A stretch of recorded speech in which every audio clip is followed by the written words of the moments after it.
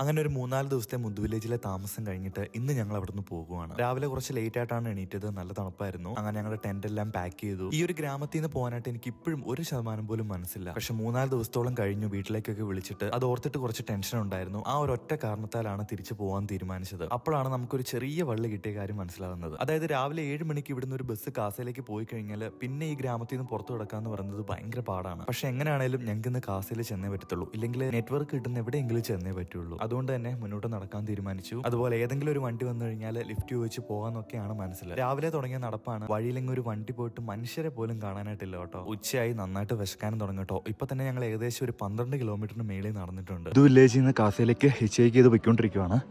അപ്പോഴത്തേക്കിനും വിശന്നു. ഇപ്പോൾ കയ്യിലെ പച്ചക്കറി എല്ലാം തീർന്നു. അതുകൊണ്ട് കുറച്ച് സവോളയും പച്ചമുളകും ഉണ്ടായിരുന്നത് വെച്ചിട്ട് വെളിച്ചെണ്ണയും കൂടെ കൂട്ടി ഇങ്ങനെ മിക്സ് ചെയ്ത് വെച്ചു.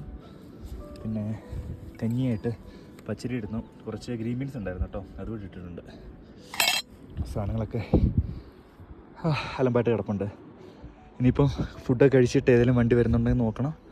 ഷേക്ക് ചെയ്തിട്ട് കാസയ്ക്ക് ചെല്ലണം. അങ്ങനെ ഫുഡൊക്കെ കഴിച്ചിട്ട് എനർജിയിൽ ഞങ്ങൾ പിന്നെ നടക്കാനായിട്ട് തുടങ്ങി. അങ്ങനെ നടക്കുമ്പോഴാണ് നമ്മുടെ ബാക്കിൽ ഒരു പിക്കപ്പിന്റെ ശബ്ദം കേൾക്കുന്നത്. ഞങ്ങൾ കൈ കാണിച്ചു, അവർ വണ്ടി നിർത്തി തന്നു. ഈ ഒരു വണ്ടിയും കാസയിലേക്കാണ് കേട്ടോ പോകുന്നത്. ഭയങ്കര സന്തോഷമായി. അങ്ങനെ നമ്മൾ ഇങ്ങോട്ട് വന്നപ്പോൾ ബസ്സിനുള്ളിൽ ഇരുന്ന് കണ്ട കാഴ്ചകളൊക്കെ ഞങ്ങൾ ആ പിക്കപ്പിന്റെ പെട്ടിലിരുന്ന് വിശാലമായിട്ട് കാണുന്നുണ്ടായിരുന്നു.